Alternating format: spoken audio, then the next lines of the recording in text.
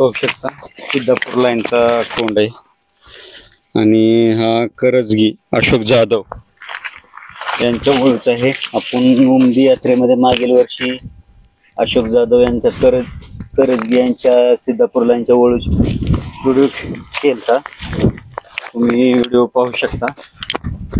त्या ओळूचा सिद्धापूर लाईनचा कोंड घेतलेला आहे बाबांनी. खुराला मजबूत आहे, सुंदर देखना, गरम रक्ताचा, चपळ चलाक आहे.